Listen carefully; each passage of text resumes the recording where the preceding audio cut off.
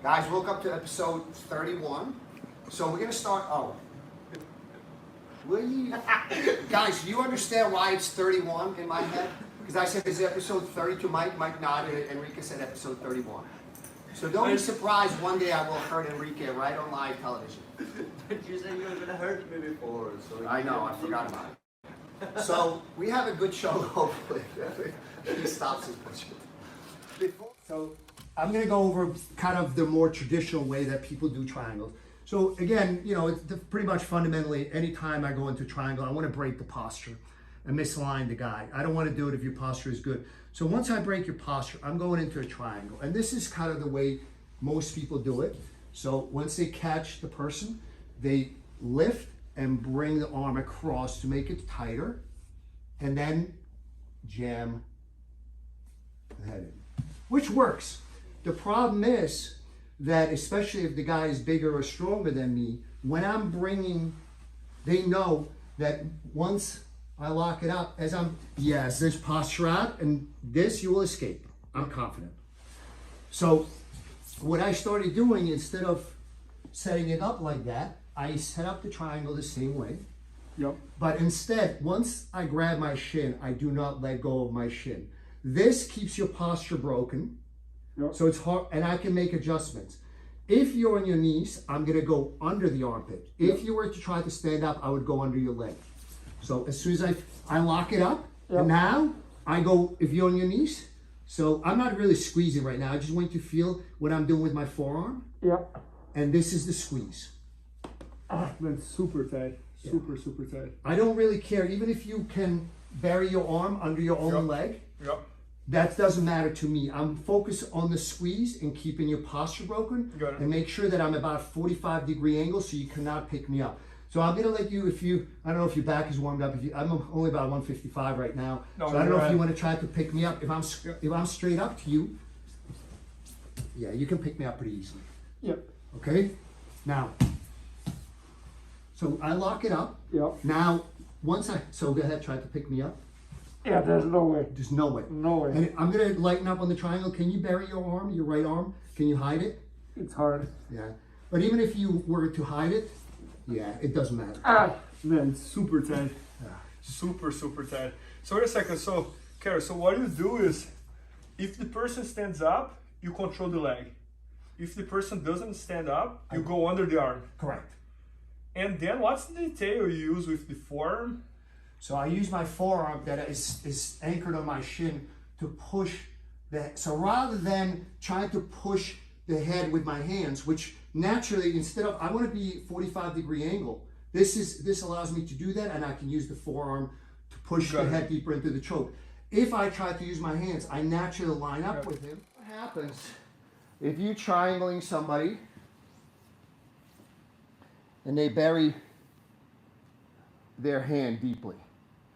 So yeah, if you can move the guy's head, you can actually lock it up. The problem is, you know, it's going to be very difficult to move the guy's head because he's just driving sort of diagonally across your hips.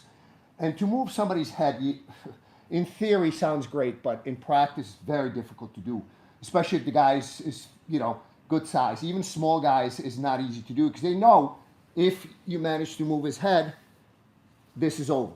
So rather than fight him head on, what I'll do is I'll just reverse it. So basically, his body gives you a certain angle.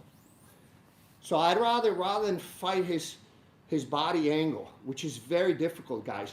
My philosophy is, generally speaking, it's easier to move yourself than to move the opponent, especially the higher level guys, because higher level guys, they have a tendency to just basically, they know when there's danger, and they basically align their whole bodies, their arms, their limbs, in a way that prevents whatever you're trying to do from happening.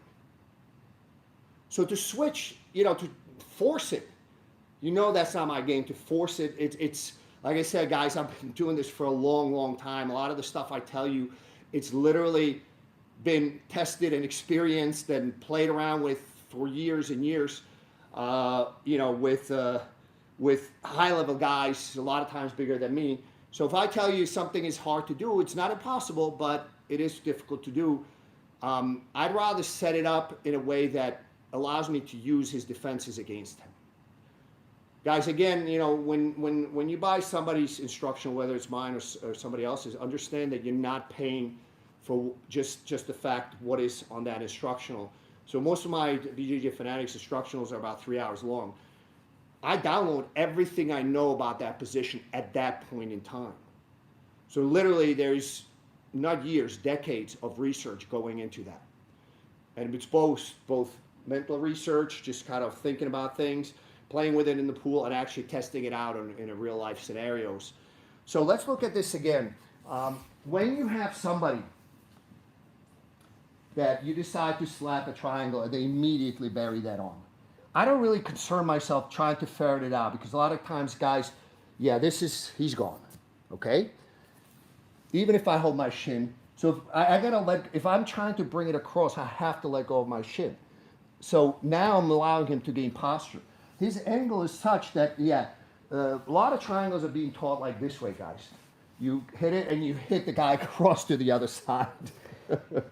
And then they use the other escape where they try to twist your body in the opposite direction. Rather than that, so once I commit to a triangle, and he's giving me not the angle for the traditional triangle, this is where people make a mistake. They lock it up, and you can see like my angle is not good. It starts to unravel. Even if this is the maximum depth I achieved with my left heel, because it's on his back. He knows. Anybody worth his salt knows. So I can actually reinforce the triangle by putting my fist on his carotid. But more likely, especially if the guy cuts an angle that's it starts to unravel. So just reverse it. Now I have something that's a structure that's sound, and then I can pay attention. Now I can move my attention to that arm, either ferret it out with a gatame attack into Americana.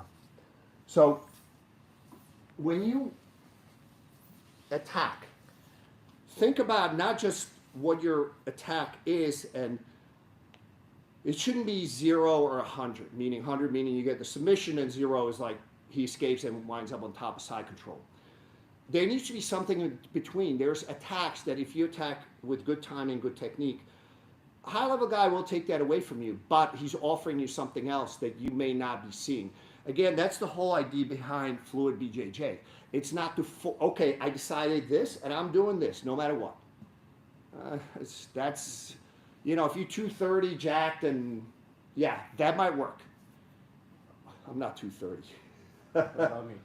You're not 230 either. So guys, that's my advice to you, is when you have somebody bearing that arm, it's a perfect timing for reversing the triangle. And that's a very, you know, the reverse triangle is not, as a constriction, is not as good as a regular triangle. However, it's much, much more difficult to escape. I think the only person right now that can escape it is Enrique. But I have found a counter, actually 2. So I'm honing those to make sure that when he does escape, that he winds up in something else. Say, for example, you're in my guard, and I'm always trying to swim my arms in. I don't want your hands on my torso. Whether you're looking at it from a grappling perspective, you know, he's got posture, ability to pass. If you look at it from a self-defense / MMA perspective, yeah, this is bad. So I'm always looking to swim in. Now, what's gonna happen is you're gonna try to re-swim your arms. As that happens, your shoulders for a split second get narrow.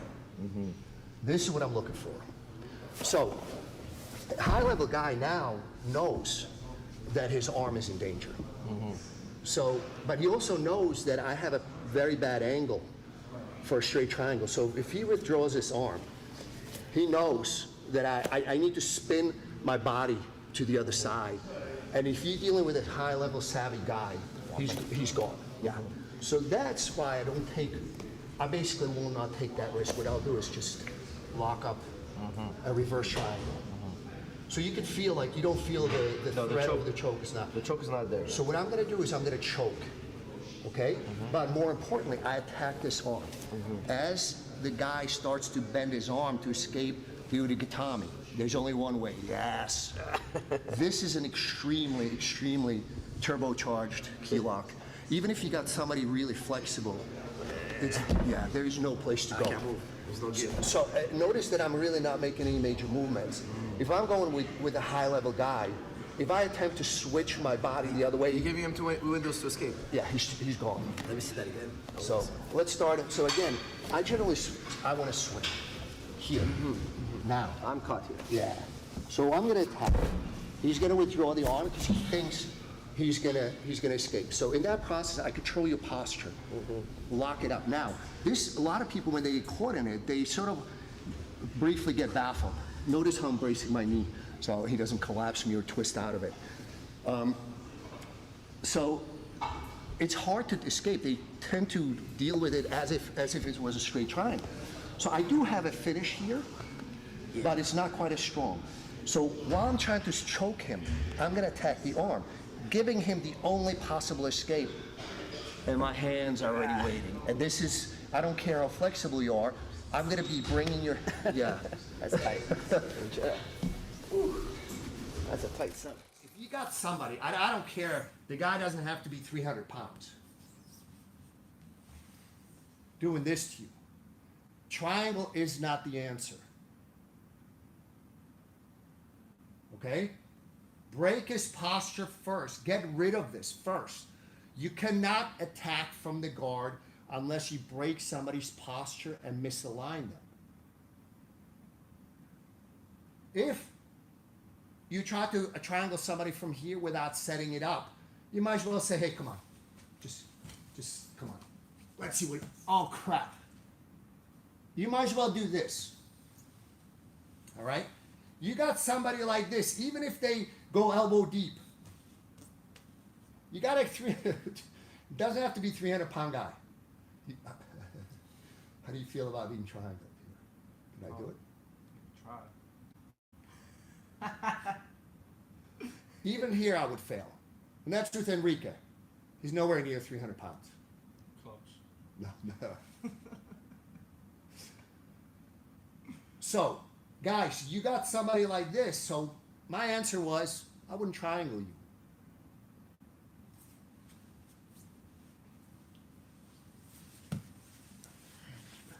Now I'll triangle you.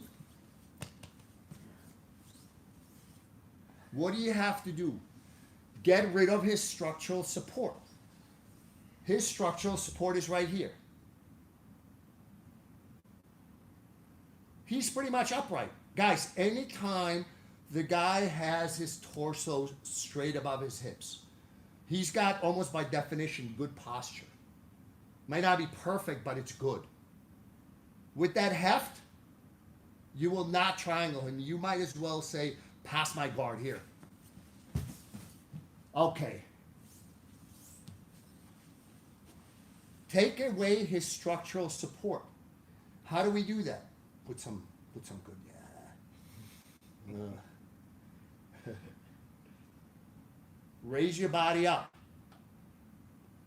As he's pushing down, that's the time to drop your body. So don't just stay here and try to, like, just stay tight. I thought you said, okay, maybe not bad. It's better than I expected. So when you raise your body and you drop it simultaneously as you're stripping his arm, now is the time to move, but not to triangle yet. What are we still missing? I removed only one step, only one planet is lined up. Now I need to make sure that I remove the structural support, but I still have to break his posture. Stretch him out. Now I can attack. Now I'll take the risk on triangling him. And this will happen. All right? So, jiu-jitsu is logical and methodical. Doesn't look like it. When you guys watch, by the way, we have about 15 minutes of he and I rolling in the gi yesterday, so in the next couple of days when Mike has time, we'll narrate over it and put it up. But you might not see what I'm doing. How am I getting rid of that structural support before I start to break his posture? Because it looks seamless, but that is, I have to do that first before I can attack. If you just throw your hips up in the air and hope for the best, you will almost for sure get your guard passed. The guy doesn't have to be that skilled either. Could be a white belt with 3 stripes. If he's got big enough, if he's big enough and athletic, he will pass your guard. You have to set things up. All right. So again, here's an argument to make your game technical. Don't forget the transitions, the setups. Not just, okay, guys, the guy's between your legs, throw your hips up, lock up a triangle, jam his head deep into your crotch, and you're done. You do that, guys, to somebody that knows nothing, yeah, it may work. But once anybody's been training for a little while, they will escape, they will pass your guard and punish you for it. Guys, we'll see you next Friday, 10:30 a.m. Eastern Time. Don't make them punch you in the head. We'll see you next time, guys. Guys, like, share, subscribe. Tell your training partners, family members, girlfriends, everybody to buy the DVDs also.